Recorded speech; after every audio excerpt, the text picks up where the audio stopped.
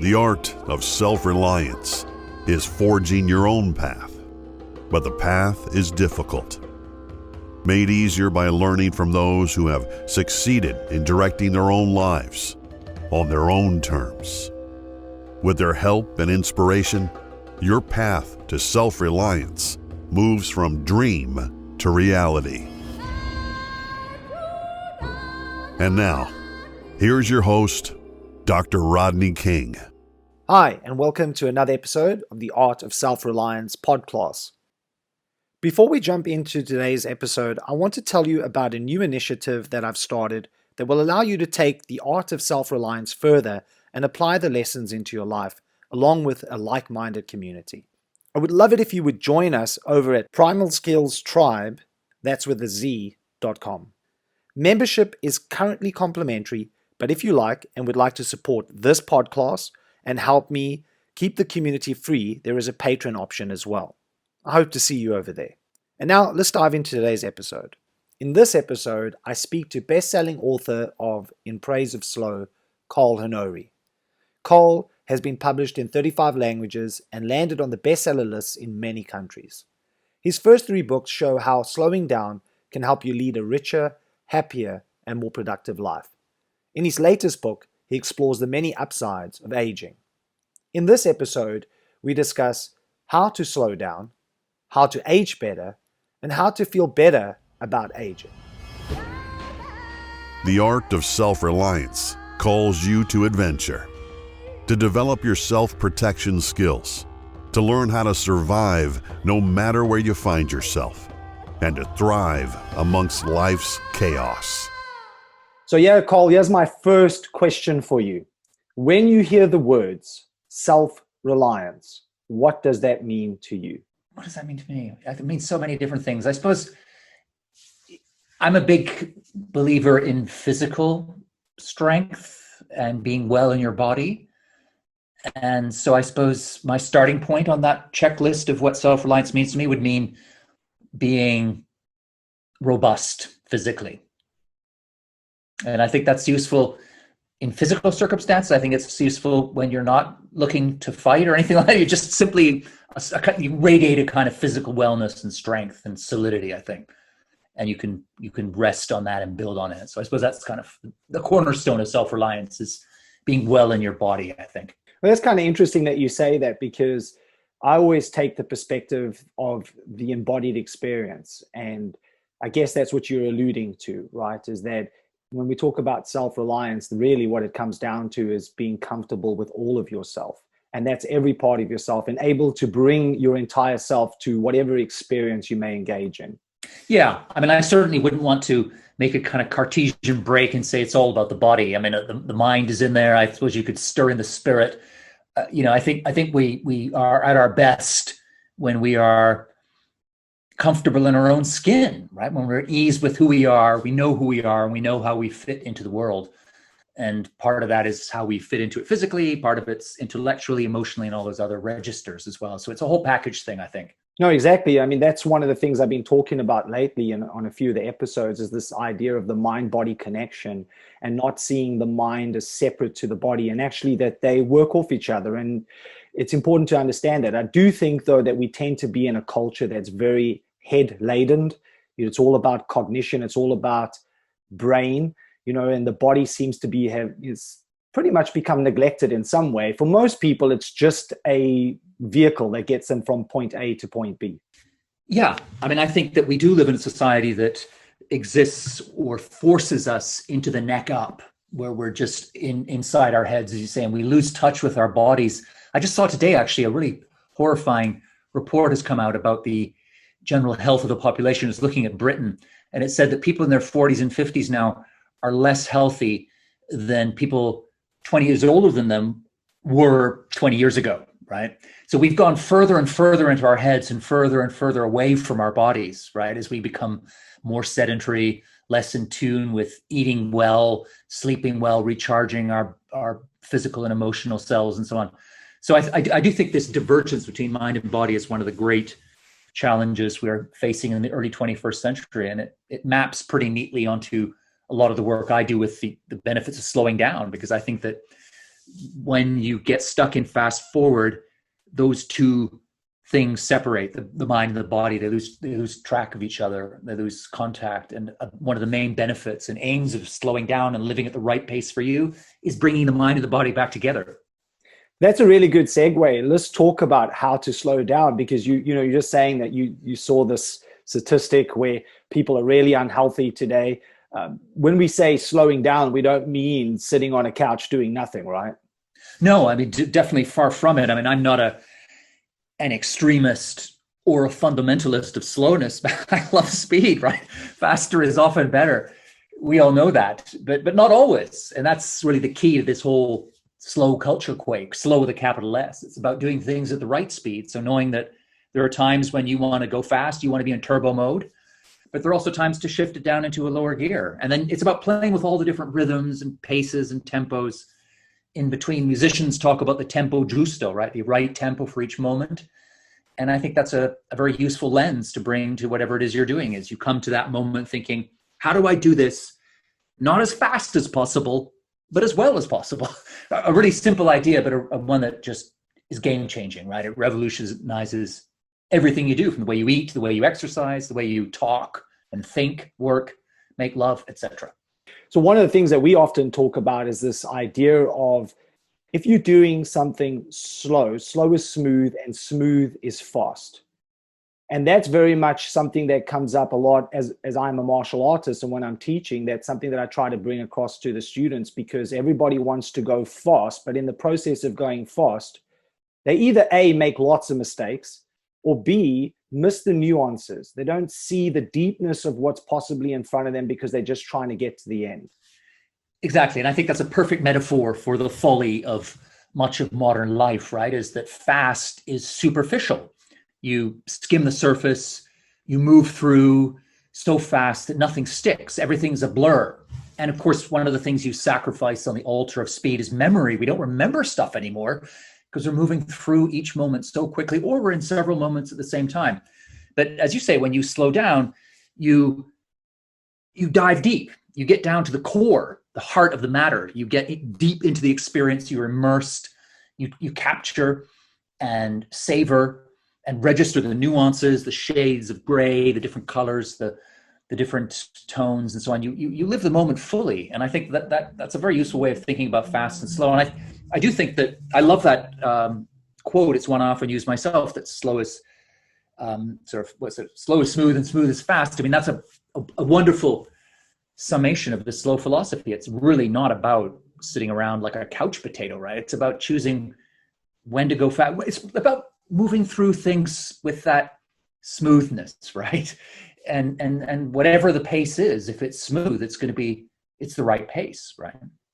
So what came to mind there for a second was when you're talking about moving through it with elegance, I guess, is another way to describe it, right? It is, yeah. There's a kind of aesthetic side to this as well. I think that there's an elegance, there's a stylishness, there's a beauty to doing things at the right pace. And if you think, I mean, just widen it out and talk about the whole kind of style world. If you think of the traditional gentleman, right? The kind of, what is it that distinguishes a gentleman, right? He's never in a rush, right? You know, the people who are the most stylish, the most elegant, are never in a hurry. They always have enough time. And you see that in sports as well, right? You can take the fastest sports on the planet. I'm an ice hockey player. More people will understand football metaphors. So, you know, Lionel Messi, Ronaldo, these are people who can destroy you with superhuman speed, but they never seem rushed, do they? They always have enough time. And enough time might just be a fraction of a second, but it's enough time, right? And that's the key here. They're not falling into speed, mindless speed, roadrunner rushing for the sake of it. They're going fast when the moment calls for it. And then if the moment calls for stopping, pausing, stopping the whole game, putting your foot on the ball, taking stock, and then going again. It's about that dance. It's when you have that dance between fast and slow and you're moving up and down the registers of speed. That's when the music and the magic happen in everything. Right? There's a finesse to that, right? Yeah, that's another word for it as well. And I think that people who move through whatever it is they're doing at the right speed, it is finesse. It's a kind of poetry, right? It's a softness, but not a weakness, right? It's soft, smooth, all those things which, as I say them aloud, sound very feminine. But, you know, in our kind of macho, often misogynistic culture, we regard the feminine as weak, but there's a whole lot of strength in the feminine, right? Let's be honest. I mean, my wife's had 2 kids, and I tell you, she's a lot tougher than I am when the push comes to shove and the chips are down. So I think that there is a kind of, I think you can talk about finesse, softness, smoothness, and celebrate those things, right? Put them on a pedestal and say, let's aspire to that, whatever gender or sex we are. You know, when I read your work and I was thinking about that slow, I was thinking about people in my own life that I've observed that have been able to deal with situations. In a way to describe it would be grace under fire. That's really what I saw them and what they were able to do. And as you said, it always seemed that their timing was perfect and they were never in a rush. Yeah, grace under pressure. I mean, that's another way of thinking of it as well, that, you know, you can be in an amazingly pressure cooker environment. And some people, you know, that old phrase from Rudyard Kipling, right? If you can keep your head while all those around you are losing theirs. I mean, that's the ultimate expression, I think, of grace, of elegance, of power, of strength, of wisdom, is to be able to keep a still core, a slow, keep a kind of slow internal slowness while everything around you may be moving at a breathtaking, blurring speed. You've got that calm on the inside. And in fact, that reminds, I mean, I'm obviously not as much of a martial arts person as you are, but I've done martial arts in my time. And that was one of the things I liked most about it, was the idea that the stress on stillness, right? Sometimes, and often that internal stillness that brings you clarity, that brings you focus, that allows you to know exactly when to throw that punch or lift that kick and do it very quickly. But it's almost like you've done the slow homework, the preparation, the framing is slow. And then when the moment comes, when you really have to deliver at top speed, you can do it. And you hit it right on the bullseye, right? Because you've done the slow stuff first. You've created the slow environment around it. So I know oftentimes, you know, I'm assuming you're probably like this too. People don't like to give practical tips too much because they don't want to tell people how they should live their life. But I do think there's some value in looking at some practical ways to bring more slowness into your life. Do you have any ideas on what that could be in a general sense? If just somebody's listening to this and they go, okay, this sounds really great philosophy. I like what Carl's saying, but how would I apply that to my life? I mean, it's one thing listening to something and saying, great idea. Another thing, you know, actually applying it. Yeah. I mean, I'm not from I'm more from the show than show and tell. You think of show and tell. I'm more from the show than tell school. But I know that people do like to be told. So I do have tips that I'm very happy to dispense. And there's a long list. But I mean, where would I start? I mean, I think let's kind of spin off some of the stuff we've been talking about. You know, martial arts, you know, meditation. I think practicing acts of slowness, things that just by their very nature slow you down. So building into your schedule some kind of activity that will inoculate you, vaccinate you against the virus of hurry, that just teaches you how to get into that lower groove. So that could be, I mean, for some people, it could well be martial arts. For others, it might be gardening. It could be reading poetry or knitting or some meditation and breathing exercises. And you don't have to, you know, move to a Tibetan monastery and do these things for 4 hours a day. It's enough sometimes, you know, just 4 minutes or even, you know, a minute here or there, just to try and build in those little stop points, those little moments of break, of reflection, of resetting your internal metronome. And I think I find that hugely useful. And I know other people do as well. It's just picking some kind of activity, dropping it into the schedule here and there, and using it as a break, something that allows you to reboot yourself in a slower way. Would be one suggestion. I mean, a couple of others, you know, this is more of a kind of meta macro idea. One reason that we find ourselves turning every moment of the day into a race against the clock is that we're trying to do too much, right? We're just chronically overstuffing our schedules with stuff that's really, by and large, not that important, right? So a crucial step to slowing down and reconnecting with your inner tortoise is to stop and to ask yourself, what really matters to me? You know, what is really important to me? Am I going to cherish having done 6 months from now, looking back. And once you start looking at today through that longer term lens, what's really going to have made a mark and meant something to me down the road, you start to realize that so much of the stuff that you're packing your schedule with today and tomorrow is not that important. So start, looking hard, thinking hard about what deserves a spot on your to-do list, and let everything else go, right? You will not regret it. And just as a final footnote on that thought, one technique I use and I find very helpful for other people, I talk about a to-do list, is to have a not to-do list. So move stuff off that to-do list today, put it on your not to-do list, and just keep that not to-do list in a drawer somewhere or in an app somewhere on your phone, and go back to it every once in a while, because it's surprising and uplifting in a lot of ways. It's a big relief to see 6 weeks, 4 months later, that something that today you thought, I can't let this go, it's too important, I'll let people down.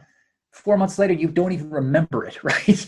And it kind of just puts that longer term, bigger picture perspective that allows us to get our head out of the trench of speed, looking up into the sunny uplands of slowness. So this might seem counterintuitive to what we're talking about, but I do think there's some value in setting the intention, as you noted, to actually take time throughout the day to be slow. I mean, I think for some people, just because they are really busy, they will likely have to schedule in moments of slowness. I know for myself that I've had to do that. One of the things that I do, amongst all the other things, is I do a lot of training for a very well-known, what can we say? Let me think of the best way to do this, because I don't want to give away the company, right? But a very well-known airline in Southeast Asia, and I do a lot of training there. It's a very intense day. It's one session after the next, and there are breaks within that time frame. And what I notice, a lot of the students that I'm teaching, what they will do is go do things that are definitely not slowing down. If anything, is speeding up, being on their phone, being back on social media. And then I'm not surprised that when they come back into the class, that they, as much as I try to be animated and it's a really interesting class, they start falling asleep. So what I've started suggesting to them, and what I do, is I take those moments of break to actually do something that isn't engaging myself in that way, that is actually slowing down, be it going for a walk or just taking the time to close my eyes and just center myself and be with my breath for 10 minutes. And I feel that coming back into the classroom, I feel far more energized. Where in the past, when I wasn't doing that, like most people do, I end up drinking way too much coffee, and that's never good for you. Yeah. Well, I applaud you, because you're doing exactly what the science tells us to do and what our hearts and minds tell us to do anecdotally, right? Is to make sure that a break is a proper break. Because too often now we just reach for, because we're so marinated in stimulation and distraction, you take it away from us for even just 2 minutes, and we don't rejoice and put up our feet and head for the slow hills. We panic and think, where's my phone? What can I do that's going to G me up again? Keep me up on this adrenaline high. And of course, that doesn't make sense in the long run. And it leads to people falling asleep in workshops today, but it also takes a deeper, more sinister toll on our minds and bodies in the longer run. So yeah, I think a big part of this slow revolution is relearning the lost art of rest, right? Like really resting, because so often now I think when we do get a moment of rest, we're on Netflix, right? Or we're buying something on Amazon, or we're doing stuff that is not restful. So yeah, it's also about, not all rest is created equal. And again, a big part of slowing down in a good way is thinking about what sort of rest works for you and what is real rest. So, building off that, when you look around today, and I know that you do a lot of speaking, you do a lot of traveling, you're talking about the slow movement, but as you look around and you look at how society is today, what is your perception of how society is and where you think we're going? I mean, do you think that it's a good thing? Do you think it's positive with all these things that are happening, especially this kind of fixation on being attached to this social media environment that most people are? They're connected to the internet, they're living in virtual worlds. What do you think is going to be the consequence of that? Well, I think that we're already, anytime a new technology comes along, it always takes time to work out how to get the most out of it, right? We tend to go overboard.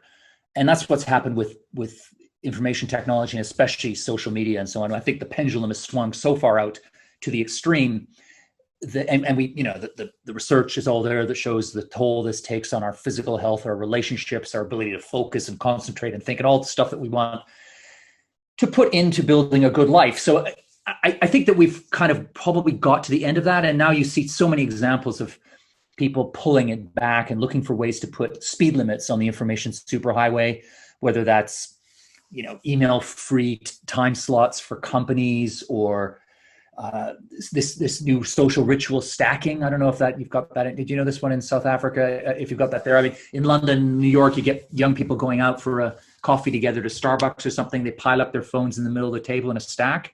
Whoever grabs the phone first to look at Instagram or TikTok pays the bill for everybody else, right? And it's just a fun way of saying, we've got this moment here together. We'll never have this moment again.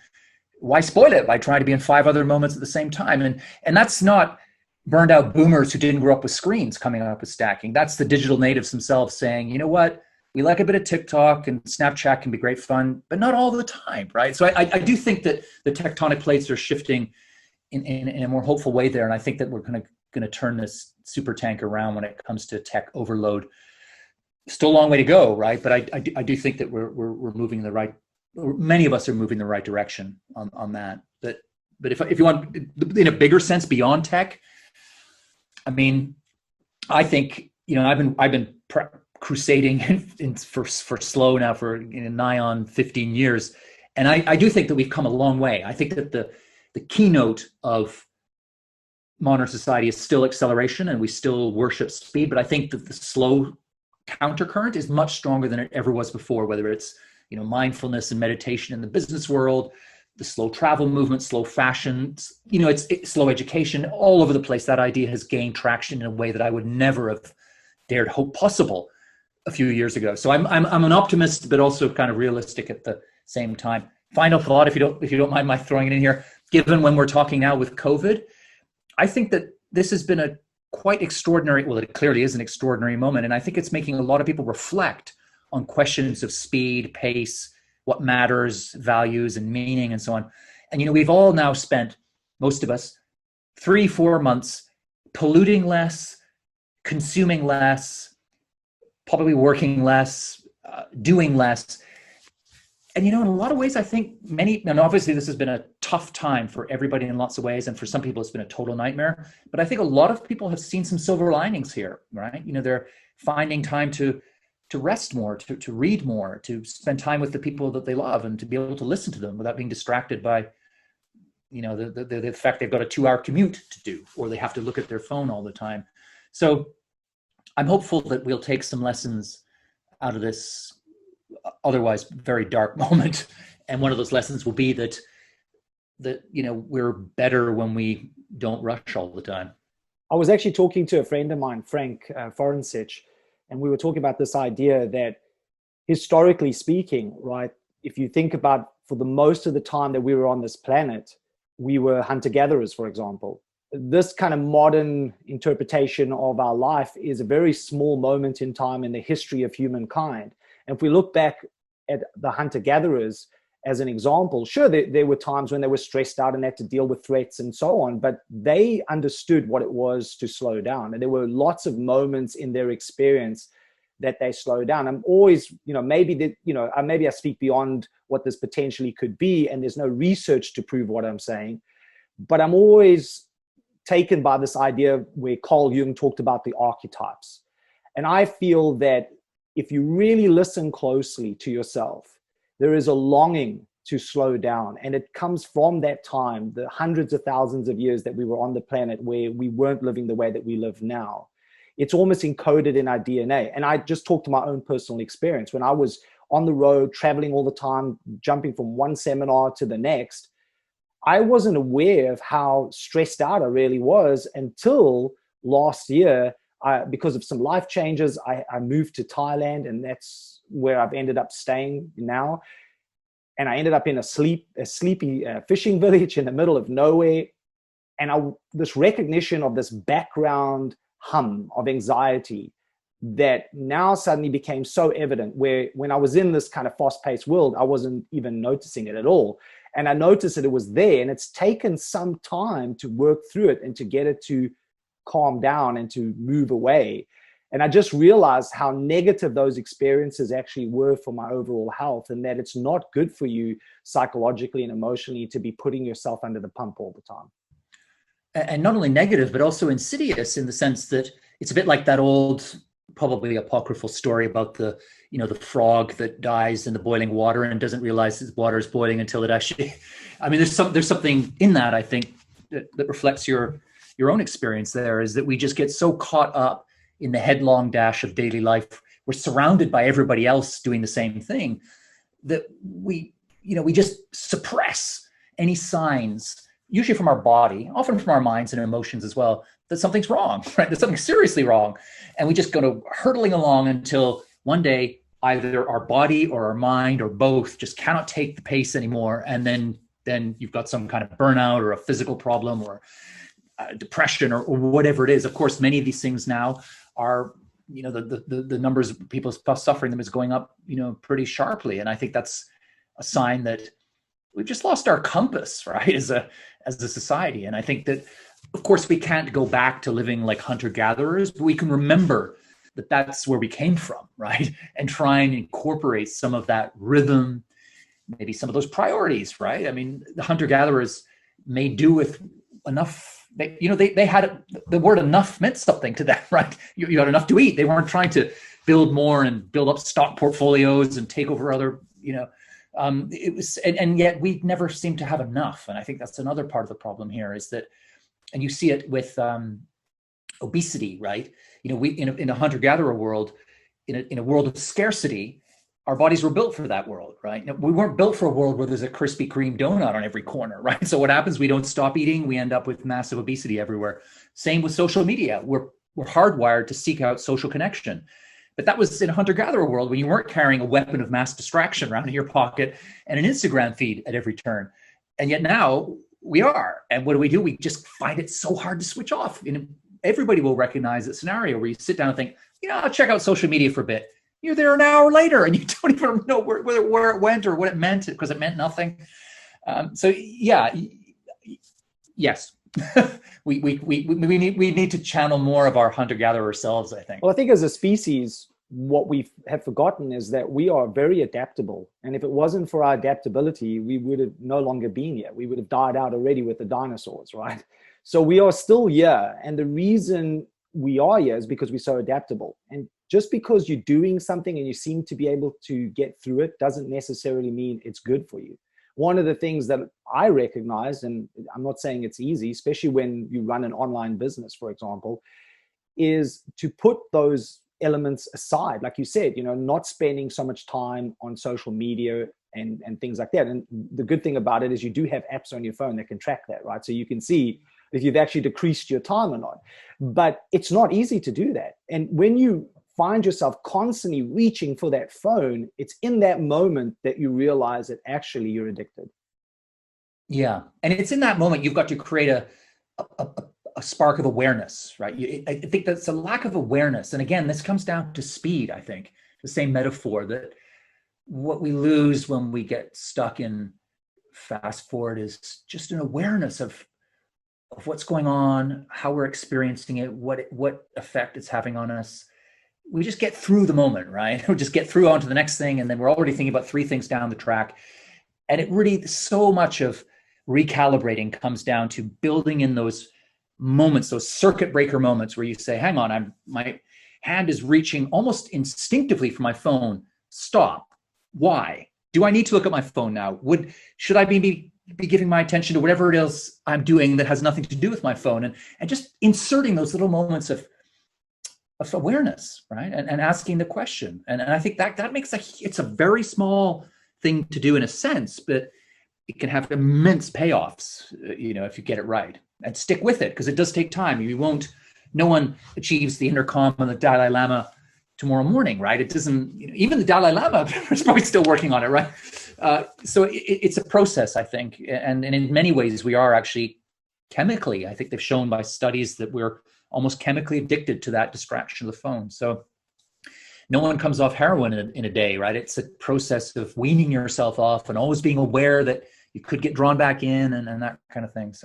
So talking about paying attention, what is your take on mindfulness? Because I think that's one way to become more aware of your habitual reactions to things, just reaching out for the phone without giving it a second thought. When you practice mindfulness, you're able to catch yourself between that stimulus and response.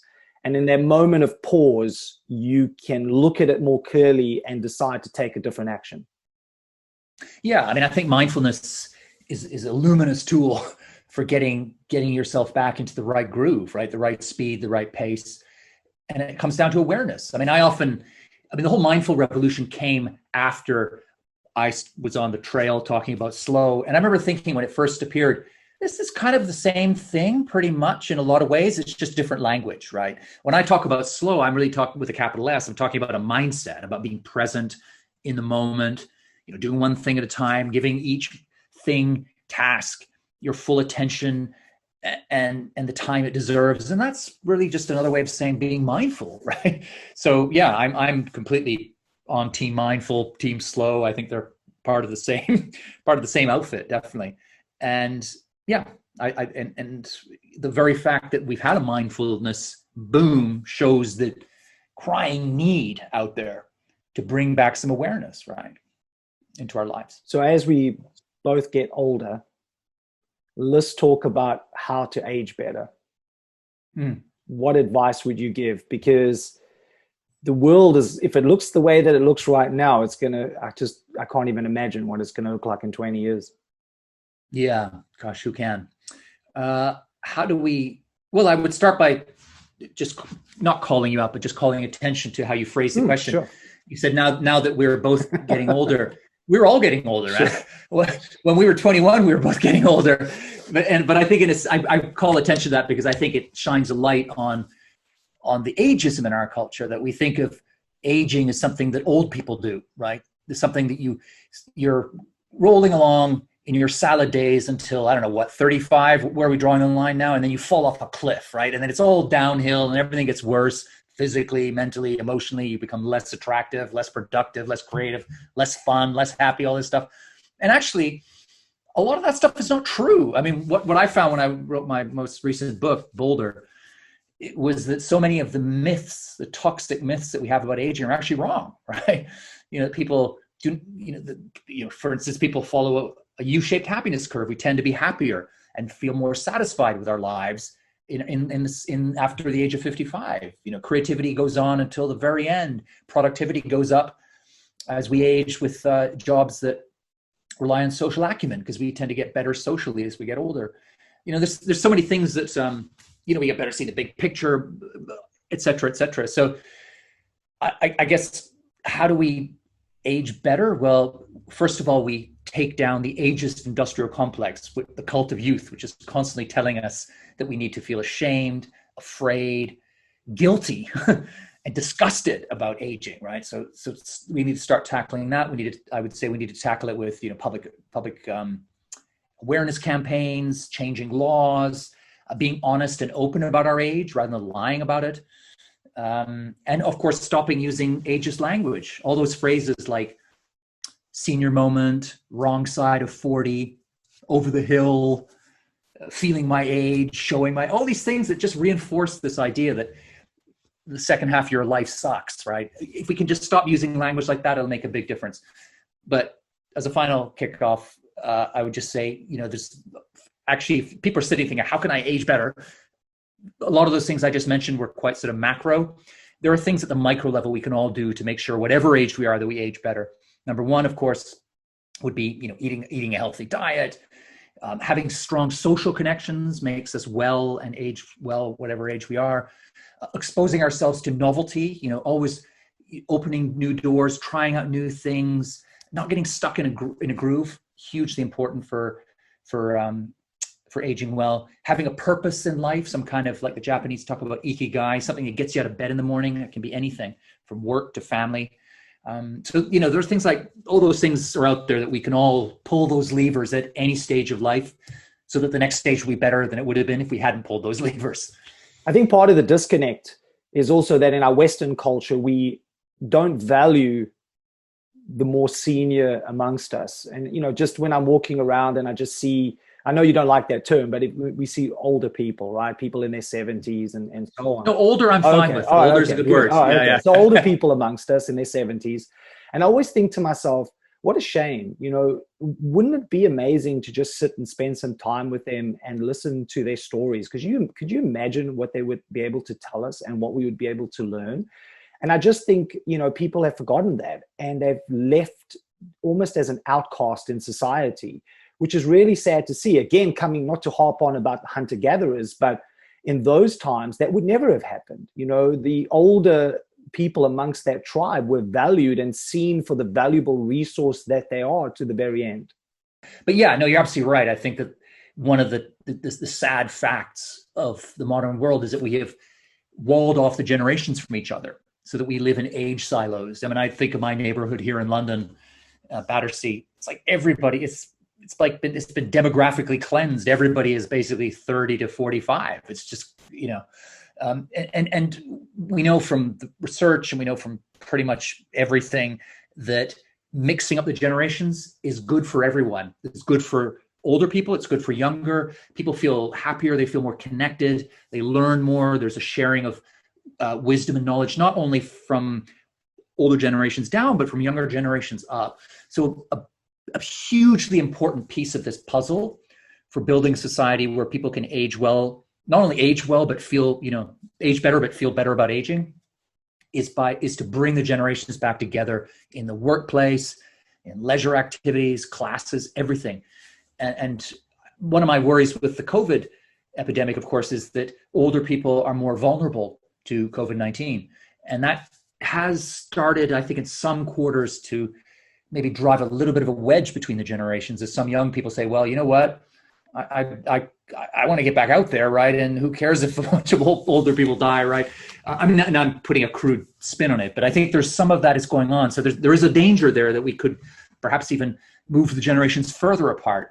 But I don't know, as we get deeper and deeper into this pandemic, and it becomes more and more apparent that everybody is vulnerable in one way or another, even if you're not sort of dying, you may get sick and suffer long-term consequences, that we'll actually come back closer together, and we'll start to realize that, especially when you look at the massacres that's occurred in care homes around the world, right? That people will say, for the people who haven't managed to age in their own homes, and that segment, a minority, but an important minority nonetheless, that have been put in these homes, is that really the way we want those people to be spending the final years of their lives? And so I think big questions are on the table now. I hope we come up with the right answers. So I know we kind of hinted to this, but how can we feel better about aging overall? I mean, what kind of, you've given some tips, but maybe let's expand on that a little bit more. Well, I think one thing we talked about social media earlier.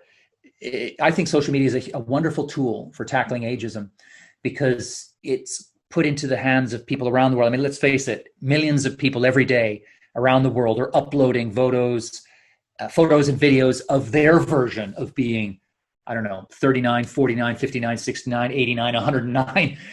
And guess what? Those versions look very different from the downbeat, dreary stereotype that you're over the hill at 40, or, finished at 40, wrong side of 50, all that. These are people more and more are going out there and taking life by the scruff of the neck. They're learning to windsurf in their 70s, they're running marathons in their 80s. And when you go on social media and you see other people tearing down the ageist stereotypes, thumbing their nose at the cult of youth, it becomes a whole lot easier for you to do the same, right? It kind of lifts that terrible weight that I think a lot of us carry around on our shoulders, that weight of fear and shame. Because you think, what? I'll give you just one quick example. Not long ago, I do a lot. I'm a big sports guy. I do a lot of planks, like planking, right, as part of my routine. And I about a few months ago, a guy broke the world planking record. I don't know if you saw this. He planked for 8 hours, 15 minutes and 15 seconds. You think, wow, that is one heck of a long plank. Now, I'm pretty happy if I get to 8 minutes. I'm 52. This guy was 62.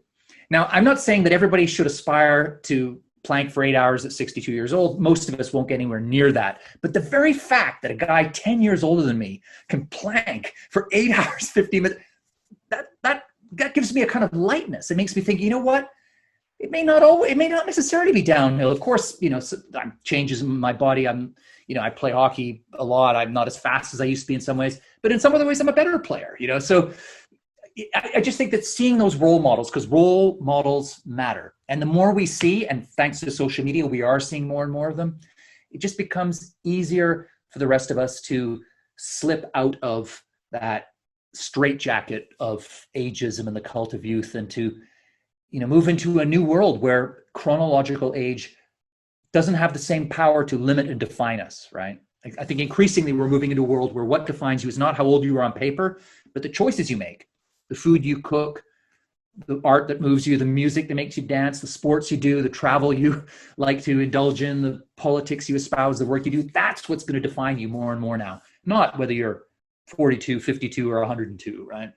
No, I think that's very valuable. So as we come to the end of this, Carl, I wanted to ask you just to end off with something that you feel is really important, something that you want to leave everybody with, your final message. I'll leave you with an African proverb that I've always been fond of, that kind of went out of my mind and has come back to me a lot recently with this COVID moment. And the proverb goes like this. It says, if you want to go fast, go alone. If you want to go far, go together. To learn more about the art of self-reliance, our virtual coaching service, online courses, and our retreats in Thailand, head over to Primal Skills. That's with a Z.com.